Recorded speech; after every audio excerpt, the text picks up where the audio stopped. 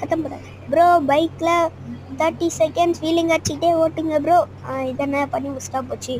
நம்ம என்ன பைக் எடுக்கலாம்? இந்த பைக் வேணாம்.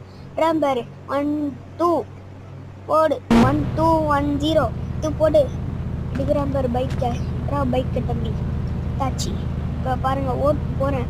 வீலிங் இது ஓட்டு அடிப்போம்.